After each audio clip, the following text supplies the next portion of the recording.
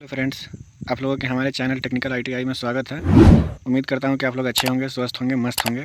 तो चलिए गाइज, दो पार्ट हमने ऑलरेडी क्लियर करा चुका था आप लोगों को इलेक्ट्रीशियन थ्योरी का फर्स्ट चैप्टर का। तो आज हम लोग तीसरा पार्ट से शुरू करेंगे और हम लोगों ने सेफ्टी के बारे में पढ़ना शुरू किया था। आज हम लोग उसके आगे जहाँ तक पढ़ चुके हैं उसके आगे आज हम लोग पढ़ना शुरू करेंगे। तो गाइज, हम लोग यहाँ तक के पढ़ चुके थे। आज हम लोगों को इस टॉपिक से शुरू करना है, सुरक्षा चिन्ह के बारे में हम लोगों को आज से पढ़ाई शुरू करना है। तो चलिए गाइज, शुरू करते हैं। और अभी तक आप लोगों ने हमारे चैनल को लाइक, सब्सक्राइब और शेयर नहीं किया है तो प्लीज़ आपसे रिक्वेस्ट करता हूं मैं, आप लोग हमारे चैनल को सपोर्ट कीजिए, लाइक कीजिए। सब्सक्राइब तो बिल्कुल ही करना ना भूलें, क्योंकि अगर सब्सक्राइब आप नहीं करोगे तो आपको नोटिफिकेशन नहीं जा पाएगा वीडियो का, तो मिस कर जाओगे आप। और कमेंट आप करोगे तो इससे हमें पता चलेगा कि हमें किस तरीके की वीडियो लानी चाहिए। उसमें क्वेरी हो, आप लोगों को कोई क्वेश्चन हो, कोई डाउट हो तो आप लोग हमसे पूछेंगे, तो ही हमें पता चल पाएगा कि हाँ आप लोगों को क्या समझ में नहीं आ रहा है, क्या आ रहा है ना गाइज। और अच्छा लगता है हमारे वीडियो को तो लाइक जरूर कीजिए, इससे हमें मोटिवेशन मिलती है। चलिए तो शुरू करते हैं। देखिए गाइज, हम लोग का जो टॉपिक है सुरक्षा चिन्ह है। तो देखिए आज हम लोग सुरक्षा चिन्ह में इसमें जो इसके बारे में थोड़ा बताया गया, चलिए आप लोगों को थोड़ा बताते हैं। प्रशिक्षण कला में ही कारीगर को कारखानों में सुरक्षा के लिए उठाए गए विभिन्न कदमों, नियमों तथा उपायों की जानकारी दी जाती है। सुरक्षा की दृष्टि से विभिन्न मशीनों तथा कार्यशाला आदि की दीवारों पर विभिन्न निर्देश चिन्हों के रूप में लगाए लिखे जाते हैं।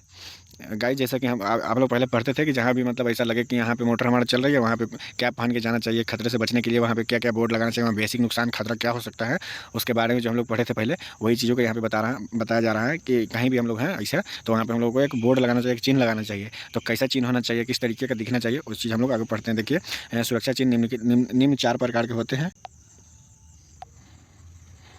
4 प्रकार के हैं। देखिए कौन कौन से। नंबर 1 में जो देखिए, 1 नंबर जो पॉइंट है उसमें है निषेधात्मक चिन्ह, दूसरा नंबर पॉइंट में है अनिवार्य चिन्ह, तीसरा नंबर पॉइंट में है चेतावनी चिन्ह और चौथा नंबर पॉइंट में है सूचनात्मक चिन्ह। तो हम लोग पहला पॉइंट को देखेंगे, यहाँ से पहला पॉइंट कवर करेंगे। पहला पॉइंट देखिए आप, पहला हम लोग का जो पॉइंट है निषेधात्मक चिन्ह है। तो निषेधात्मक चिन्ह से आप लोग क्या समझते हैं। देखिए इस पॉइंट के अंदर में पॉइंट जो है 3 पॉइंट दिया गया है, हम लोग और पढ़ते हैं और भी पॉइंट है। तो देखिए यहाँ पे पहला पॉइंट में क्या दिया गया है, इन चिन्हों के द्वारा विशेष प्रकार के कार्य करने को मना या निषेध किया जाता है। मतलब किस तरीके का काम हम लोगों को नहीं करना है, वो चीज़ों को मना किया जाता है। दूसरा पॉइंट में देखिए, वृत्त के आकार के यह चिन्ह लाल रंग के बॉर्डर तथा क्रॉस बार और सफ़ेद बैकग्राउंड पर कलर काली आकृति द्वारा बनाए जाते हैं। जैसे इससे ये पता चल रहा है कि जो हमारा चिन्ह रहेगा उसके बैकग्राउंड जो रहेंगे वो सफ़ेद रहेंगे और उस पर काले कलर से लाल कलर से उसका जो बॉर्डर बनाया जाएगा। ठीक है गाइस, देखिए उस पर जो आकार जो बनाया जाएगा वृत्ताकार आकार का होगा। और देखिए तीसरे नंबर पॉइंट पे हम लोग देखते हैं निषेधात्मक चिन्ह, जैसे भागने के लिए मना करना, धूम्रपान न करना, आग न जलाना आदि को नीचे चित्रों में दर्शाया गया है। देखिए गाइस, हम लोग आगे देखते हैं इस चित्रों में। इसमें देखिए ये जो है, इसमें हम लोग को बताया जा रहा है कि हम लोगों को रनिंग नहीं करना है, दौड़ना नहीं है। ठीक है गाइस, इसमें लिखा हुआ है यहाँ पे डू नॉट रनिंग। दूसरा नंबर पॉइंट में देखिए कि हम लोगों को कंपनी के अंदर आग नहीं जलाना है, माचिस नहीं जलानी है, सिलाई नहीं चलाना है। तीसरा नंबर पॉइंट में ये हम लोगों को वहाँ पे स्मोकिंग नहीं करना है। चौथा नंबर पॉइंट है वहाँ पे साइकिलिंग नहीं करनी है। पाँचवा नंबर जो पॉइंट है वहाँ पे हम लोगों को सेफ्टी नो ड्यूटी, इसमें मतलब है कि हम लोगों को सेफ्टी शूज़ ये सब जो है पहन कर रहना है, बिना सेफ्टी का इसे नहीं जाना है कंपनी के अंदर।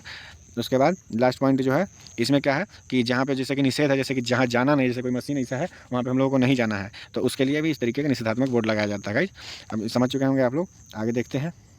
देखिए गाइस, हम लोग का जो दूसरा पॉइंट है अनिवार्य चिन्ह। इसमें देखिए, इसमें भी 3 टॉपिक दिया गया है। यहाँ से पहला पॉइंट देखते हैं, इन चिन्हों के द्वारा कारीगरों को सुरक्षात्मक निर्देश दिए जाते हैं और कारीगर सहजता से इन संकेतों को समझ लेते हैं। दूसरा नंबर पॉइंट है, मतलब इसमें क्या है कि इन संकेत के द्वारा कारीगर अच्छे से समझ पाते हैं, उनको सहज होती है समझने में। क्योंकि कंपनी में अंदर कई लोग होते हैं जो कम पढ़े लिखे होते हैं, तो उन लोगों को फिगर देख करके, फोटो देख करके समझ में आ जाती है। दूसरा नंबर जो पॉइंट है देखिए, ये संकेत नीली पृष्ठभूमि पर सफ़ेद संकेत द्वारा वृत्त के आकार में बने होते हैं। जो इसका जो पृष्ठभूमि होता है, जब इसका बैकग्राउंड होता है, वो जो होता है नीले कलर के होते हैं, और जो सफ़ेद कलर में इसका आकार वृत्त सफ़ेद कलर में जो बनाया जाता है, इसमें जो चित्र होता है। ठीक है, आगे देखते हैं। तीसरा नंबर पॉइंट है देखिए, कुछ अनिवार्य अथवा आदेशात्मक चिन्हों जैसे हेलमेट, चश्मा, जूते, दस्ताने, स्वास्थ्य यंत्र पहनना आदि को नीचे चित्रों में दर्शाया गया है। देखिए गाइस, इसमें दिखाया गया है कि हम लोगों को किस तरीके से रहना, जैसे कि बिना हेलमेट का जो है, देखिए यहाँ पे बताया गया कि हेलमेट पहनना अनिवार्य है, गूगल पहनना, चश्मा पहनना अनिवार्य है ना गाइस। इस तरीके से यहाँ पे देखिए जूता पहनना दिखाया गया है, अनिवार्य है, ग्लव्स पहनना अनिवार्य है, मास्क पहनना अनिवार्य है। इस तरीके से फिगर में दिखाया गया है ताकि आप लोगों को ये चीज़ें, चाहे जो भी जो है वर्कर जो काम कर रहे हैं फैक्ट्री में, कंपनी में, उनको ये देख करके समझ में आ जाएगा। इसके बाद देखिए अगला जो टॉपिक है 3 नंबर जो है निषेधात्मक चेतावनी चिन्ह है। इससे नाम से ही पता चल रहा है कि चेतावनी देना, किसी को बताना कि आगे बार बार इधर से आप ये काम करते हो तो इससे डेंजर हो सकता है, नुकसान हो सकता है। देखिए 1 नंबर पॉइंट में इसमें है सॉरी गाइस, इन चिन्हों के माध्यम से चेतावनी दी जाती है। इन चिन्हों के माध्यम से चेतावनी, ये क्या है देखिए, जो इसमें जो संकेत दिया गया है इसके माध्यम से चेतावनी दी जाती है। दूसरा नंबर जो पॉइंट है, ये चिन्ह त्रिभुजाकार होते हैं, त्रिभुजाकार होते हैं तथा इन्हें पीली पृष्ठभूमि पर काले रंग की आकृति द्वारा प्रदर्शित किया जाता है। जैसे गाइस समझ में आ रहा है, इसमें पीली पृष्ठभूमि होती है और काले रंग से इसका जो चित्र बनाया जाता है और ये त्रिभुजाकार होता है। अगर हम लोग को त्रिभुजाकार आकार में मिल जाए तो हम लोगों को मान के चलना चाहिए कि 90%, 90 to 95% वो चेतावनी चिन्ह है। ठीक है गाइस। उसके बाद तीसरा नंबर पॉइंट देखिए, कुछ चेतावनी चिन्ह जैसे आग का भय, बिजली के झटका का भय, विपैला पदार्थ, ठीक है गाइस। उसके बाद विस्फोटक पदार्थ का भय आदि को नीचे चित्रों में दर्शाया गया है। देखिए गाइस, यहाँ पे आग जलना है, यहाँ पे है इलेक्ट्रिक शॉक, यहाँ डेंजर का चिन्ह है। इस तरीके से इसमें बताया गया है गाइस। देखिए फिर ये टॉपिक आगे देखते हैं हम लोग। नेक्स्ट टॉपिक देखिए, अगला टॉपिक है हम लोगों का यहाँ पे सूचनात्मक चिन्ह। इससे पता चल रहा है कि सूचना देने के लिए बनाया गया है। देखिए जैसे इसका पहला टॉपिक है, इन चिन्हों के द्वारा विविध प्रकार के सुरक्षा संबंधित सूचनाएं दी जाती है। देखिए मतलब इससे अलग अलग टाइप के सूचना दिए जाते हैं, मतलब जो कर्मचारी उनको बताया जाता है इन चिन्हों के माध्यम से। उसके बाद दूसरा पॉइंट है, ये चिन्ह वर्गाकार होते हैं। अगर वर्गाकार हो तो हम लोग समझ जाएंगे, कहीं भी जो चित्र है वो वर्गाकार आकार में है तो समझ जाएंगे कि वो सूचनात्मक चिन्ह है। वर्गाकार आकार में होते हैं जो हरे रंग के पृष्ठभूमि पर सफ़ेद रंग की आकृति अथवा सफ़ेद रंग की पृष्ठभूमि पर लाल रंग की आकृति द्वारा प्रदर्शित किया जाता है। ये 2 कलर में आपको मिल जाएंगे। एक हरे रंग की पृष्ठभूमि जो उसके बैकग्राउंड हरा होगा तो उस पर सफ़ेद कलर में आपके आकृति बना हुआ मिलेगा, और दूसरा जो सफ़ेद कलर की पृष्ठभूमि होगी, जो बैकग्राउंड उसका सफ़ेद होगा, वाइट होगा, उस पर जो रेड कलर के आकृति बने होंगे। जैसे कि इसमें देखिए, इस पॉइंट पे आप देखिए, यहाँ पे जो बॉक्स बनाया गया है, इसका जो बैकग्राउंड है वाइट है, तो सॉरी इसका बैकग्राउंड जो है ये ग्रीन है, तो इस पर वाइट कलर से इसका जो सिम्बॉल बनाया गया है। ठीक है, इस तरीके से एग्जिट का है, इसमें भी उस तरीके से सेम वर्क करता है, और दूसरा जो इमरजेंसी के लिए इस पर भी सेम वर्क करता है। इस तरीके से आप लोग इस पॉइंट को भी समझ चुके होंगे। फिर आगे चलते हैं, आगे देखते हैं। देखिए जो हम लोगों का अगला पॉइंट है, ये है अग्निशामक के बारे में, आग के बारे में। ठीक है गाइस, हम लोगों को ये चीज़ पढ़ना है कि आग जो जलती है वो जलती कैसे है एक्चुअल में, तो उसके बारे में हम लोग इस टॉपिक में कवर करेंगे। देखिए ये जो टॉपिक है फायर, इसमें हम लोग पढ़ते हैं, आग किसी भी ज्वलनशील पदार्थ का दहन जलना होता है। जब किसी पदार्थ का दहन होता है तब उष्मा तथा विभिन्न प्रकार की अभिक्रियाओं का निर्माण होता है। ठीक है, इससे आप लोगों को समझ में आ रहा है कि कोई भी चीज़ का दहन होता है, ये तो आप लोग फिजिक्स में पढ़े होंगे। फिर आगे पढ़ते हैं हम लोग, आगे कवर करते हैं।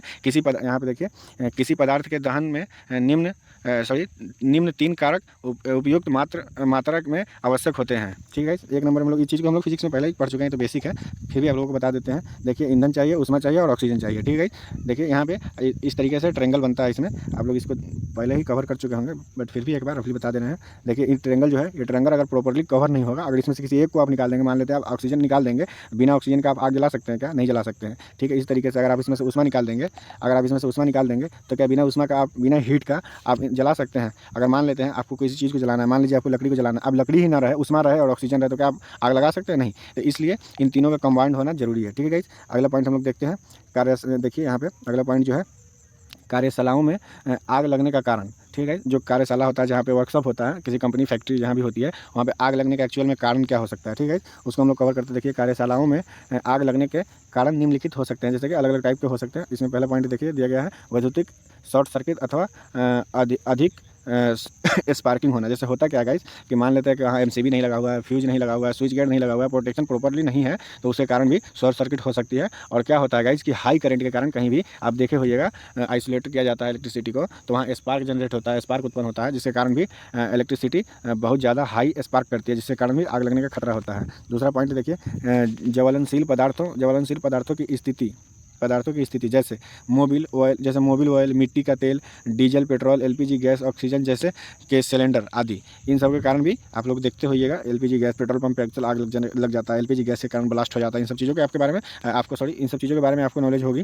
देखिए हम लोग आगे देखते हैं यहाँ पे तीसरा नंबर जो पॉइंट है, विस्फोटक पदार्थों को की उपस्थिति होना। क्या होता है, जैसे कि होली वाली में आपको दिखता होगा गाँव में कि कितने लोगों को फेस जल गया है, हाथ जल गया है। क्या होता है कि कहाँ पे है, कुछ है पता नहीं चल रहा, अचानक से वहाँ विस्फोट हो गया, तो उसके कारण भी नुकसान हो सकता है, आग लग सकती है। ठीक है। उसके बाद चौथा नंबर पॉइंट में देखिए, चौथा नंबर जो पॉइंट है इसमें देखिए, सर्दियों में हाथ तापने के लिए लकड़ी के टुकड़े, तेल से भीगा जूट आदि जलाना। क्या होता है कि देखिए किसी कंपनी में जब सर्दियों का टाइम होता है, ठंडी का टाइम होता है, तो लोग लकड़ी को पेट्रोल या डीजल में भिगो करके रखते हैं ताकि उसमें आग लगा करके हाथ सेक सके, है ना। तो उससे क्या होता है, उससे भी हवा अगर आया इधर उधर से, तो आपके कहीं भी संपर्क में, किसी भी पार्ट्स के संपर्क में आया, तो फिर वहाँ पे आग लग सकती है, आग लगने की संभावना हो सकती है। ठीक है गाइस।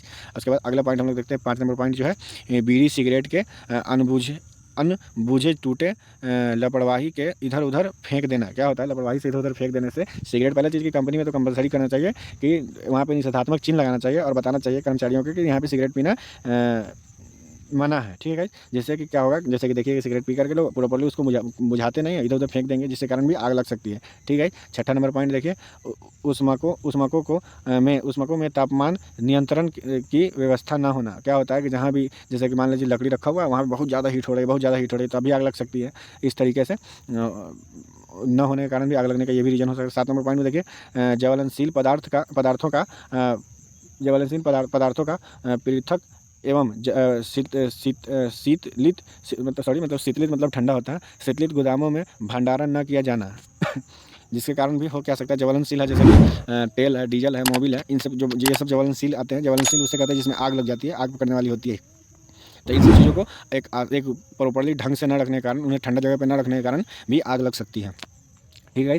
8 नंबर पॉइंट में देखिए, वेल्डिंग, ग्राइंडिंग आदि की व्यवस्था ज्वलनशील पदार्थों के निकट नहीं होना चाहिए। जैसे कि आप वेल्डिंग कर रहे हैं या ग्राइंडिंग कर रहे हैं, किसी को काट रहे हैं, तो जैसे कि लोहा काटना हो गया ना, ये सब चीज़ों को काट पीट रहे हैं, तो क्या होता है कि वहाँ पे आपका डीजल है या पेट्रोल है, तो वहाँ पे भी आग लगने की संभावना हो सकती है। ठीक है गाइस। तो इन सभी हम लोगों को बचा करके काम करना है, तो प्रॉपर्ली एक सेटअप होना चाहिए, एक हर चीज़ का एक बोर्ड लगा होना चाहिए कि कहाँ पर हमें क्या काम करना है, कहाँ पर क्या काम नहीं करना है। ठीक है। उसके बाद 9 नंबर पॉइंट में देखिए, ज्वलनशील गैसों की निकासी के लिए पर्याप्त वातावरण व्यवस्था ना होना।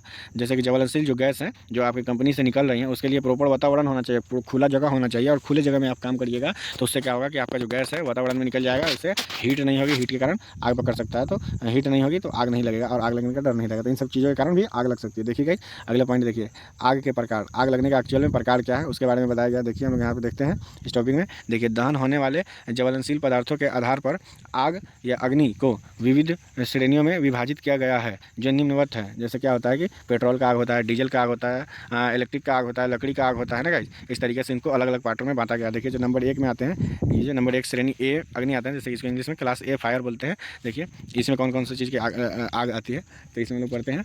देखिए है, इस श्रेणी के अंतर्गत लकड़ी, कागज़, कपड़ा, जूट आदि से लगने वाली अग्नि आती है। इस प्रकार की अग्नि को बुझाने के लिए शीतल जल की बौछार अथवा बहुउद्देशिक शुष्क रसायन उपयुक्त होते हैं। क्या होता है, जैसे कि जहाँ भी लकड़ी सबके आग लगता है, लकड़ी देखिए यहाँ पे दिया गया है, लकड़ी, कपड़ा, कागज़, इन सब चीज़ों का आग जो लगता है, वहाँ पे हम लोग क्लास ए का फायर अग्निशामक यंत्र का उपयोग करते हैं। ठीक है गाइस। अभी यंत्र के बारे में हम लोग आगे पढ़ेंगे। सॉरी, दूसरा नंबर पॉइंट में देखिए, श्रेणी बी अग्नि, इसमें क्या होता है, क्लास बी अग्नि, क्लास बी फायर में इसके अंतर्गत ज्वलनशील द्रव्य एवं ठोसों जैसे मिट्टी का तेल, डीजल, पेट्रोल आदि से लगने वाली अग्नि आती है। इस प्रकार के आग को बुझाने के लिए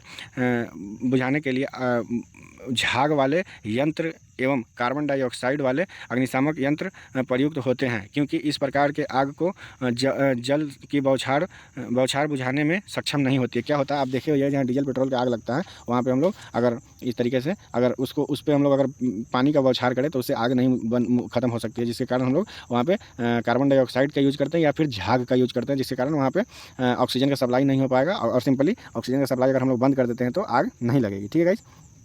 देखिए तीसरा number topic class C fire. इसमें क्या होता है, इसके अंतर्गत सिलेंडर आदि से भरी एलपीजी गैस आदि से लगने वाली अग्नि आती है। इस अग्नि के कारण विस्फोट होने का संभावना भी बनी रहती है। इस प्रकार के आग बुझाने के लिए संभव हो तो गैस की सप्लाई काट दें, अन्यथा चेतावनी घंटी बजा दें और अग्नि बुझाने वाले विशेषज्ञों को बुलाएं।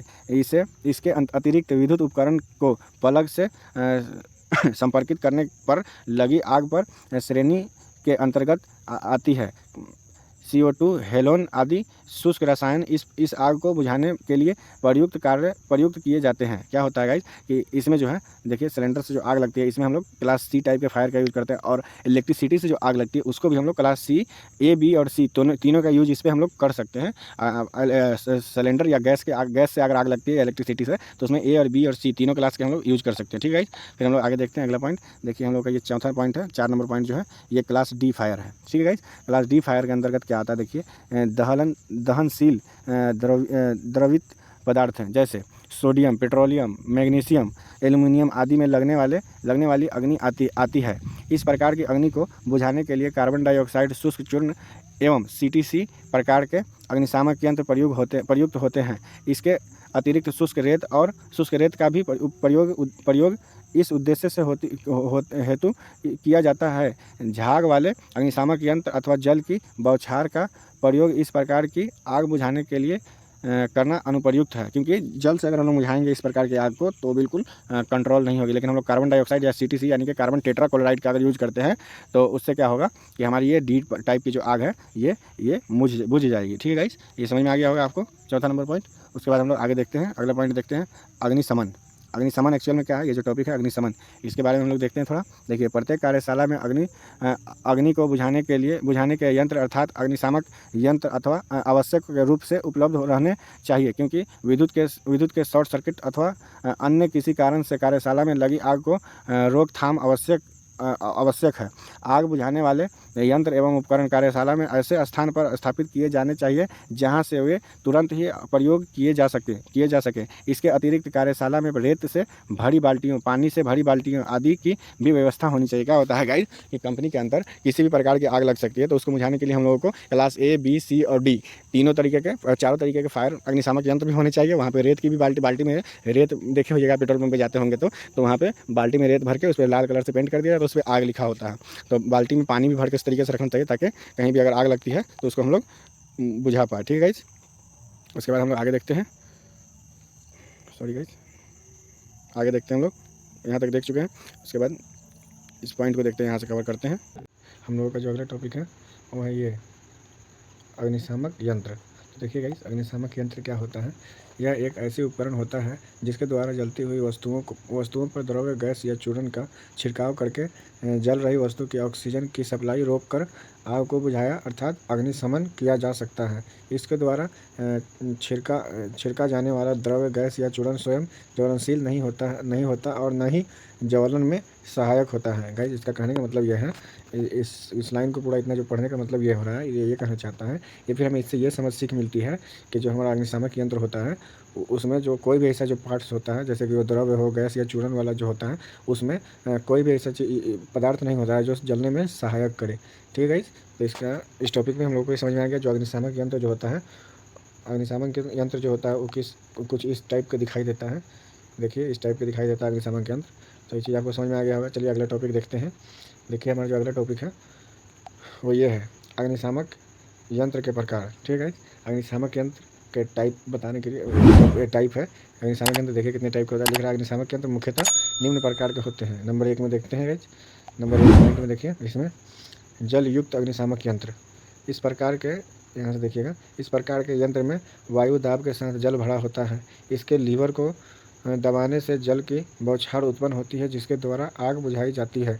लीवर को छोड़ते ही जल की बौछार रुक जाती है और इस प्रकार जल आवश्यक रूप से व्यय नहीं हो पाता। इस यंत्र का उपयोग श्रेणी A की आग बुझाने के लिए किया जाता है। प्रयुक्त अग्निशामक यंत्र जल युक्त अग्निशामक यंत्र की 2 प्रचालन विधि क्रमशः गैस कारतूस तथा भंडारित दाब है जिन्हें निम्न चित्र में दर्शाया गया है। ठीक है गाइस, जो ये टाइप का जो अग्निशामक यंत्र होता है वो जल युक्त अग्निशामक यंत्र जो होता है उसमें जल के साथ हवा का प्रेशर दाब वायु दाब के साथ उसमें भरा जाता है, ताकि जैसे उसका आप लीवर को प्रेस कीजिएगा, ये जो लीवर है, ये जो आपको दिख रहा है यहाँ पे, ये जो लीवर है, इसको जब आप प्रेस कीजिएगा तो इसमें जल के साथ साथ एयर भी आउट होगा, जिसके कारण आग को बुझाने में, आग को अग्निशमन करने में आपको हेल्प मिलेगी, मदद मिलेगी। ठीक है, आप यहाँ तक के समझ गए होंगे। हम लोग आगे देखते हैं। ये जो दोनों सिंबल जो दिख रहा है, जो दोनों चित्र दिख रहा है, ये और ये जो है, ये वाला देखिए यहाँ पे नीचे लिखा हुआ है, दोनों अग्निशामक यंत्र ही है, लेकिन दोनों अलग अलग टाइप का होता है। ये वाला जो टाइप है देख रहा होगा यहाँ पे, इसमें गैस कारतूस प्रकार का है, और ये वाला जो है ये भंडारी दाब प्रकार का है। ठीक है, यहाँ तक आप लोगों को समझ में आ गया होगा। आगे देखते हैं हम लोग अगले टॉपिक। देखिए गाइस, अगला जो टॉपिक है इसमें हम लोगों का ये है, यहाँ पे देखिए, फोम टाइप अग्निशामक यंत्र। फोम टाइप अग्निशामक यंत्र क्या होता है, इसके बारे में हम लोग देखते हैं। देखिए, इस प्रकार का यंत्र जल की बौछार के साथ साथ झाग उत्पन्न करता है। झाग बनाने के लिए इसमें खनिज तेल, साबुन आदि पदार्थ वायु दाब के साथ जल में मिश्रित करके भरे जाते हैं। यंत्र का लीवर दबाने पर जल मिश्रित झाग पैदा हो जाता है, जो जलती हुई वस्तु की ऑक्सीजन सप्लाई रोककर आग को बुझा देता है। इसका उपयोग श्रेणी बी की आग बुझाने के लिए किया जाता है। इस यंत्र का प्रयोग मुख्यतः पेट्रोल से लगी आग को बुझाने के लिए किया जाता है, परंतु विद्युत से लगी अग्नि पर इसका प्रयोग नहीं किया जा सकता, क्योंकि झाग एवं पानी दोनों ही विद्युत के सुचालक होते हैं। यह यंत्र गैस कारतूस अथवा भंडारित दाब प्रकार का हो सकता है। ठीक है, ये जो है ये श्रेणी बी के आग को बुझाने के लिए है, जो डीजल पेट्रोल से आग लगती है उसको बुझाने के लिए हम लोग बी टाइप यानी कि फोम टाइप अग्निशामक यंत्र का उपयोग करते हैं। ये श्रेणी बी के आग को बुझाने के लिए काम करता है। हमें इसका यूज इलेक्ट्रिसिटी से लगने वाली आग को बुझाने में नहीं करना चाहिए। ठीक है, आपको ये चीज़ समझ में आ गया हमें। देखिए, ये जो है यहाँ पे ये फोम टाइप अग्निशामक यंत्र दिख रहा है आपको, ये वाला। तो ठीक है गाइस, यहाँ पे समझ में आ गया। उसके बाद हम लोग आगे चलते हैं, अगले पॉइंट देखते हैं। देखिए, अगला है शुष्क पाउडर टाइप अग्निशामक यंत्र। ये टॉपिक देख लीजिए, शुष्क पाउडर टाइप अग्निशामक यंत्र। इसको देखते हैं हम लोग। इस प्रकार के यंत्र में जल के स्थान पर वायु दाब के साथ चूर्ण भरा होता है। यह चूर्ण ज्वलनशील नहीं होता और न ही ज्वलन में सहायक करता है। यंत्र का लीवर दबाने पर चूर्ण जलती हुई वस्तु की ऑक्सीजन सप्लाई रोककर आग को बुझा देता है। इसका उपयोग श्रेणी डी की आग बुझाने के लिए किया जाता है। यह यंत्र भी गैस कारतूस अथवा भंडारी दाब प्रकार का होता है। ठीक है, आपको इससे ये समझ में आ रहा है। ये भी देखिए यहाँ पे जो दिख रहा है आपको, ये शुष्क पाउडर टाइप अग्निशामक यंत्र है। ठीक है, ये श्रेणी डी के आग को बुझाने के लिए इसका हम लोग उपयोग में लेते हैं। ठीक है, यहाँ तक आप लोगों को समझ में आ गया होगा। आगे देखते हैं हम लोग, आगे 4 नंबर पॉइंट में हम लोग देखते हैं। देखिए, ये जो 4 नंबर में देखते हैं, यह है कार्बन डाइऑक्साइड टाइप अग्निशामक यंत्र। इसको भी थोड़ा हम लोग एक्सप्लेन कर लेते हैं, देख लेते हैं। देखिए गाइस, इस प्रकार के यंत्र में सोडियम बाइकार्बोनेट घोल भरा होता है और एक कांच की बोतल में गंधक का तनु अम्ल भरा होता है। बोतल के ऊपर एक धात्विक बोतल इस प्रकार लगाया जाता है कि यंत्र को उल्टा करके फर्श पर पटकने से कांच की बोतल टूट जाती है और आगे देखते हैं गाइस, और बोतल में भरा अम्ल सोडियम बाइकार्बोनेट के संपर्क में आ जाता है। इस प्रकार दोनों पदार्थ में रासायनिक क्रिया के फलस्वरूप तीव्रता से कार्बन डाइऑक्साइड गैस उत्पन्न होती है। इस प्रक्रिया को हम निम्न रासायनिक समीकरण के माध्यम से समझ सकते हैं। ठीक है, ये रासायनिक समीकरण है, उस पर एक प्रक्रिया जो उसके अंदर जो रासायनिक प्रक्रिया होती है उसको ये समीकरण के द्वारा दर्शाया गया है। आप इसको देख सकते हैं। ठीक है, समझ में आ गया यहाँ तक। हम लोग और आगे देखते हैं और आगे पढ़ते हैं। इसमें कार्बन डाइऑक्साइड गैस दहन प्रक्रिया में सहायक नहीं होती और इस कारण यह जलने वाली वस्तुओं की ऑक्सीजन सप्लाई रोककर आग बुझा देती है। इसका उपयोग श्रेणी डी अर्थात वैद्युतिक तारों, उपकरणों आदि में लगी आग को बुझाने के लिए किया जाता है। ठीक है, आपको यहाँ तक समझ में आ रहा है कि ये जो है ये इलेक्ट्रिसिटी से लगी आग या श्रेणी डी क्लास डी के से लगी आग को बुझाने के लिए हम लोग इस यंत्र का उपयोग करते हैं। यहाँ तक हम लोगों को समझ में आ गया। हम लोग आगे देखते हैं। फिर 5वां नंबर पॉइंट में देखिए, 5वां नंबर पॉइंट क्या है, कार्बन टेट्राक्लोराइड टाइप अग्निशामक यंत्र। ठीक है, यहाँ पे देखिए 5वां टॉपिक है। उसके बाद देखिए इसको हम लोग एक्सप्लेन करते हैं। देखिए, इस प्रकार के यंत्र में कार्बन टेट्राक्लोराइड CCl4, इसका जो रासायनिक सूत्र जो होता है यह होता है CCl4, अथवा ब्रोमो क्लोराइड क्लोरो डाइफ्लोरोमेथेन यानी कि BFC नामक द्रव वायु दाब के साथ भरा हुआ होता है। यंत्र का लीवर दबाने पर वायु मिश्रित दाब की वाष्प का छिड़काव प्रारंभ हो जाता है। इस यंत्र का उपयोग सामान्यतः सभी प्रकार के आग बुझाने के लिए किया जा सकता है। यह द्रव जलती हुई वस्तु को ढक लेता है और उसकी ऑक्सीजन की सप्लाई रोककर तुरंत ही आग बुझा देता है। इन्हें हेलोन टाइप अग्निशामक यंत्र भी कहते हैं। इस यंत्र द्वारा उत्पन्न वाष्प जहरीली होने के कारण, देखिएगा यहाँ ब्रैकेट में देकर के लिखा गया है, जहरीली होने के कारण विशेषकर घिरे हुए स्थान पर इसका नहीं किया जाता। जहरीली होने के कारण इन्हें खुले स्थानों पर ही रखा जाता है। इस प्रकार के अग्नि बुझाने वाले यंत्र विशेष तौर पर विद्युत उपकरण पर प्रयोग करने के लिए उपयुक्त एवं सुरक्षित होते हैं। ठीक है, ये जो होता है ये थोड़ा इसका जो गैस होता है ये डेंजर होता है। ठीक है, तो इसको हम लोग अक्सर खुले जगह पर यूज करते हैं। और ये जो है ABCD ये चारों टाइप के प्रकार के आग को बुझाने के लिए सक्षम है। इसका नाम है कार्बन टेट्राक्लोराइड टाइप। ठीक है, हम लोग यहाँ तक याद रखें। और इसको हम लोग एक और नाम से बुलाते हैं, देखिए यहाँ पे लिखा हुआ है हेलोन टाइप अग्निशामक यंत्र। तो ठीक है, ये सब छोटा छोटा टॉपिक है, ये याद रखिए, एग्जाम के टाइम पे ये पूछा जाएगा। ये कुछ इस टाइप का दिखता है। ठीक है, यहाँ पे लिखा रहेगा CTC कार्बन टेट्राक्लोराइड। ठीक है गाइस, हम लोग और आगे देखते हैं अगला पॉइंट। देखिए 6 नंबर में ये है यहाँ पे रेत से भरी बाल्टी। ठीक है, ये जो अगला टॉपिक है रेत से भरी बाल्टी, इसके बारे में हम लोग पढ़ते हैं थोड़ा। कार्यशालाओं के अंदर अग्नि बुझाने के लिए विभिन्न यंत्र लगे होते हैं, जबकि कार्यशाला के बाहर लाल रंग के पेंट की हुई बाल्टियों में सूखी रेत भर कर रखी जाती है। इस बाल्टियों पर संकेतात्मक तौर पर आग लिखा होता है। ठीक है, देखिए यहाँ पे लिखा हुआ है इस प्रकार इनका प्रयोग विद्युत से लगी आग को बुझाने के लिए किया जाता है। देखिए इस तरीके से एंगल बना करके यहाँ पे और बीच में एक रड से लगा होता है, उसमें इस तरीके से बाल्टियों को लटकाया जाता है और उसमें यहाँ पे देखिए आग लिखा होगा। इस तरीके से सब बाल्टियों के ऊपर आग लिखा होता है और लाल कलर से उसको पेंट किया जाता है ताकि वो दिख सके। लाल का जो तरंगदैर्घ्य होता है वो हाई होता है। ठीक है, हम लोग यहाँ तक समझ में आ गया। अगला टॉपिक देखते हैं यहाँ से हम लोग। अगला टॉपिक है प्राथमिक उपचार सुरक्षा अभ्यास। ठीक है, इसमें अब यहाँ से जो है ये प्राथमिक उपचार के बारे में, अगर किसी व्यक्ति को इलेक्ट्रिक शॉक लग जाता है तो उसको बचाना कैसे, उसका उपचार कैसे करना है, उसके बारे में हम लोगों को देखना है। ठीक है, तो देखिए प्राथमिक उपचार सुरक्षा अभ्यास। ठीक है, ये टॉपिक है, हम लोग यहाँ से पढ़ते हैं। यहाँ से हम लोग शुरू करते हैं, स्टार्ट करते हैं। कार्यशाला में कार्य करते समय कब कोई दुर्घटना घटित हो जाए यह कहना अत्यंत कठिन है। इसके साथ ही कार्यशाला में चिकित्सक भी अनुपस्थित होता है, अतः दुर्घटनाग्रस्त व्यक्ति को बचाने के उद्देश्य से कार्यशाला में कार्यरत कारीगरों को दुर्घटना के तुरंत बाद किए जाने वाले चिकित्सक उपचार का प्रशिक्षण देना अत्यंत आवश्यक है, जिससे दुर्घटनाग्रस्त व्यक्ति का प्राथमिक उपचार किया जा सके। इसमें क्या है कि किसी व्यक्ति को अगर मान लेते हैं किसी कारणवश जैसे करंट लग जाता है या कोई कारण से उसकी दुर्घटना हो जाती है तो उससे प्राथमिक उपचार क्या देना चाहिए उसके बारे में बताया गया है। ठीक है, हम लोग फिर यहाँ से आगे बढ़ते हैं। ये नेक्स्ट यहाँ से स्टार्ट करते हैं। यहाँ से क्या है, देखिए प्राथमिक उपचार के लिए कुछ विशिष्ट सामग्री एवं दवाएं सुरक्षा किट के रूप में वहाँ पर हर समय उपलब्ध होनी चाहिए, जिससे इन सामग्रियों एवं दवाओं का प्रयोग करके दुर्घटनाग्रस्त व्यक्ति को तुरंत राहत पहुंचाई जा सके।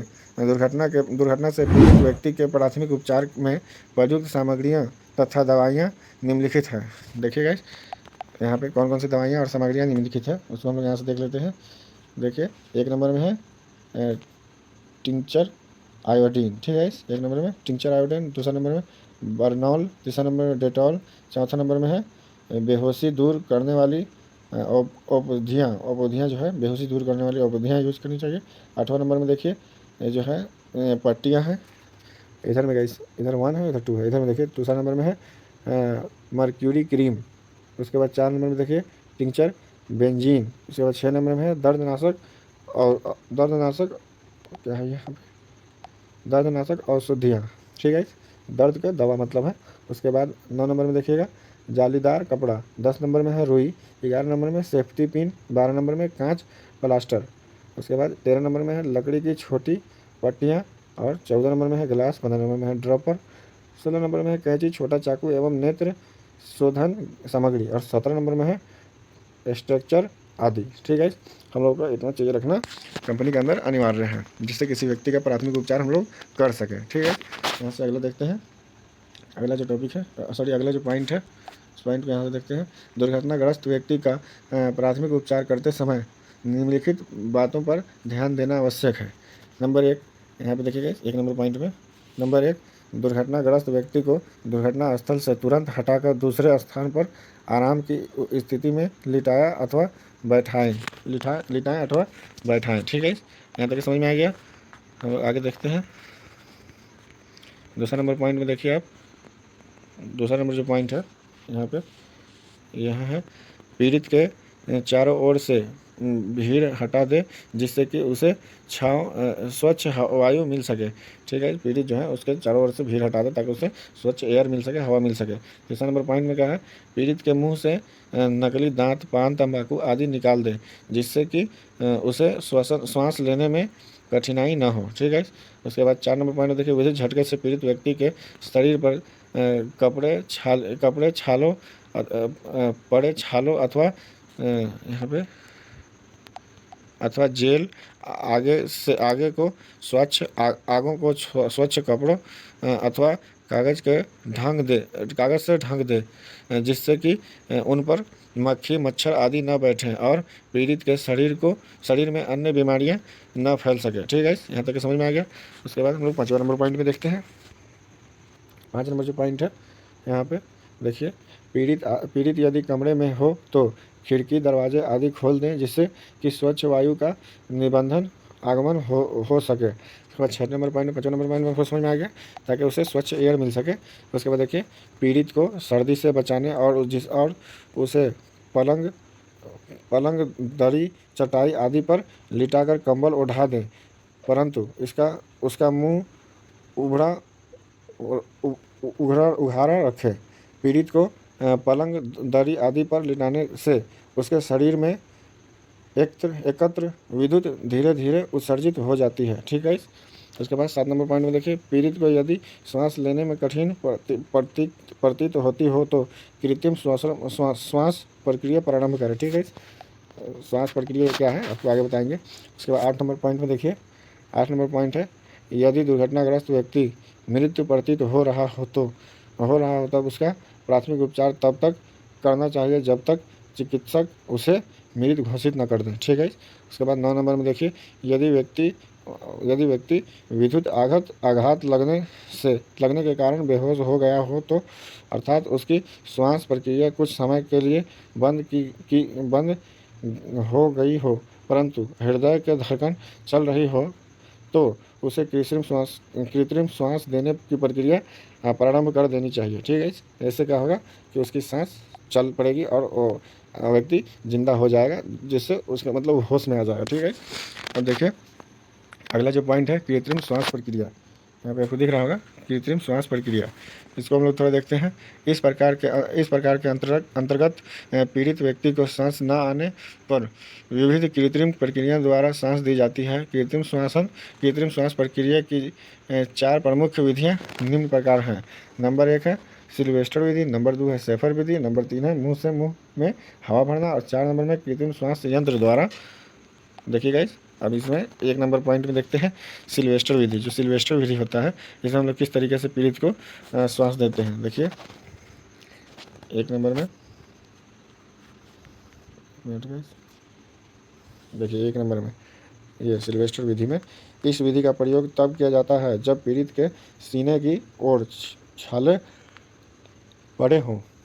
इस विधि में पीड़ित को पीठ के बल लेटाया जाता है, तत्पश्चात उसकी पीठ के नीचे तकिया लगा दिया जाता है, जिससे कि उसका सीना कुछ ऊपर उठ जाता है और सिर कुछ नीचे हो जाता है।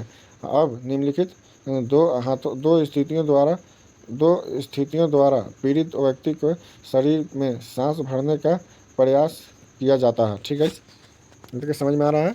अगर पीड़ित को अगर पीड़ित को सीने सीने की ओर छाला पड़ जा रहा है तो उसे पीठ के बल लेटाया जाना चाहिए, ताकि मान लीजिए सिंपल है ना, आपके अगर पीठ में अगर घाव हो जाएगा तो अगर आप पीठ के बल सोइए तो फिर तो आपको दर्द होना शुरू हो जाएगा ना। इस तरीके से सिल्वेस्टर विधि में क्या होता है, अगर आपको पेट में या सीने पे या फिर चेस्ट पे अगर आपको छाले पड़ जाते हैं या करंट लगने से कोई कारण से कट वट जाता है तो आपको सिल्वेस्टर विधि में पीठ के बल सुलाया जाता है। इसी को ही सिल्वेस्टर विधि कहते हैं। ठीक है, यहाँ तक आप लोगों को समझ में आ गया होगा। उसके बाद दूसरा इसमें देखिए, इसमें क्या करना है उसे यहाँ पे दिखाया गया है। देखिए प्राथमिक स्थिति, पीड़ित के सिर के पास अपने घुटनों के बल बैठ जाए। देखिए व्यक्ति को किस तरीके से बैठा हुआ है, यहाँ पे घुटनों के बल बैठ जाएं, जिसके दोनों हाथों उसके दोनों हाथों की आधी अंगूठी आधी मुट्ठी बांधकर हाथों को सीधा फैला दें। देखिएगा ये किस तरीके से यहाँ पे हाथों को फैलाया गया है यहाँ पे। उसके बाद फैला दें। अब पीड़ित के दोनों हाथों को धीरे धीरे मोड़कर उसके सीने पर लाएं। नीचे दिए गए चित्र में आप देखिए इसे किस तरीके से यहाँ मोड़कर सीने पर लाया गया है। ठीक है, उसके बाद देखिए इस चित्र समझ में आ गया। फिर आगे हम लोग पॉइंट आगे देखते हैं। उसके बाद दूसरा सेकंड में स्थिति में हम लोग को क्या करना है, प्राथमिक स्थिति में अपने हाथों से पीड़ित के सीने पर कुछ दबाव डालें। 2-3 सेकंड बाद दबाव हटा लें और पीड़ित के हाथों को उसके सिर की ओर फैला दें और मुट्ठियां खोल दें। चित्र बी में आप देखिए किस तरीके से है।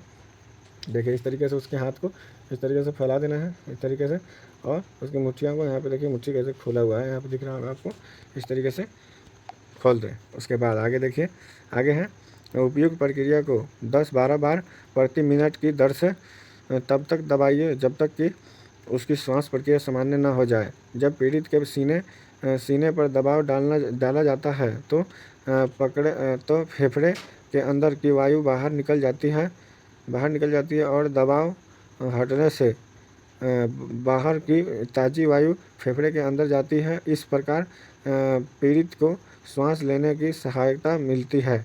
ठीक है, यहाँ तक आपको समझ में आ रहा होगा किस तरीके से पूरा विधि में काम किया जा रहा है। उसके बाद दूसरा नंबर पॉइंट में आप देखिए, दूसरा नंबर पॉइंट है सैफर विधि। ठीक है गाइस, सैफर विधि में क्या होता है, इस विधि में हम लोग आगे देखते हैं। इस विधि में क्या होता है, किस तरीके से किया जाता है सैफर विधि। यह विधि तब प्रयोग की जाती है जब पीड़ित की पीठ पर छाले पड़े हों। इस विधि में पीड़ित को पीठ के बल लेटाया जाता है और उसके सिर को किसी एक करवट कर दिया जाता है। पीड़ित के सीने के नीचे पतला तकिया रख दिया जाता है। अब निम्नलिखित दो स्थितियों का प्रयोग करके पीड़ित व्यक्ति के शरीर में श्वास भरने का प्रयास किया जाता है। प्रथम स्थिति को आप देख लीजिए। यहाँ पे पहली स्थिति क्या है, यह है पीड़ित के घुटनों के पास अपने घुटनों के बल बैठ जाएं। अपने दोनों हाथ पीड़ित के पीठ पर इस प्रकार रखें कि आपके दोनों हाथ सीधे रहें और चारों उंगलियां आपस में मिली रहें तथा वे अंगूठे से समकोण बनाएं। चित्र में देखें आप, यहाँ पे जो चित्र में दिखाया गया है, देखते हैं हम लोग। देखिए यहाँ पे चित्र में आप देख सकते हैं, यहाँ पे दिख रहा होगा व्यक्ति को। यहाँ पे देखिए किस तरीके का लिखा है, अंगूठे के साथ साथ उंगलियों की प्रक्रिया दिख रही है आपको यहाँ पे। उसके बाद दूसरा नंबर में देखिए, यहाँ पे क्या है, छोटी उंगली के साथ छोटी पड़ाली पर प्रक्रिया दिख रहा है। छोटी उंगली के पास किस तरीके पड़ाली पर प्रक्रिया की जा रहा है। उसके बाद यहाँ पे देखिए मुंह एवं नाक को खोले रखें। ठीक है, समझ में आ रहा होगा आपको। उसके बाद दूसरी स्थिति देखिए, इस स्थिति में आगे की ओर झुकते हुए पीड़ित के पीठ पर भार डालें। 2-3 सेकंड बाद दबाव को हटा लें और अपने दोनों हाथों को सीधा कर दें। देखिएगा इस पे फोटो में आपको दिख रहा होगा, दूसरा नंबर पॉइंट में, इस वाले में दिख रहा, दूसरा नंबर में दिख रहा है आपको किस तरीके से व्यक्ति को दिया जा रहा है सांस। ठीक है गाइस, आगे देखते हैं। जब पीड़ित की पीठ पर दबाव डाला जाता है तो फेफड़ों के अंदर की वायु बाहर निकल जाती है और दबाव हटने से बाहर की ताज़ी वायु फेफड़ों के अंदर जाती है। जिस प्रकार पीड़ित को लेने में सहायक मिलती है। प्रयोग उपरोक्त प्रक्रिया को 10-12 बार प्रति मिनट के दर से तब तक दोहराएं जब तक कि उसकी श्वास प्रक्रिया सामान्य ना हो जाए। ठीक है गाइस, समझ में आ रहा है? 1 मिनट में 10 से 12 बार उस तरीके से उसे दबाना है, छोड़ना, दबाना है, छोड़ना, ताकि और तब तक दबाना जब तक कि उसकी सांस सामान्य ना हो जाए। ठीक है गाइस, और हम लोग यहाँ तक देख लिया। और अगला पॉइंट है उसका मुंह से मुंह में हवा भरना। ठीक है, हम लोग ये टॉपिक यहाँ से हम लोग कल कवर करेंगे। आज हम लोग यहीं पे अपने वीडियो को ख़त्म करते हैं।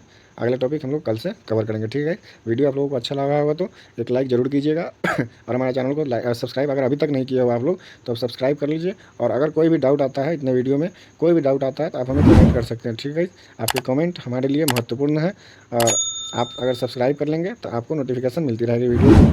ठीक है गाइस, आप स्वस्थ रहिए, मस्त रहिए, अपना ध्यान रखिए। चलिए फिर मिलते हैं आपसे नेक्स्ट वीडियो में। जब तक के धन्यवाद, थैंक यू।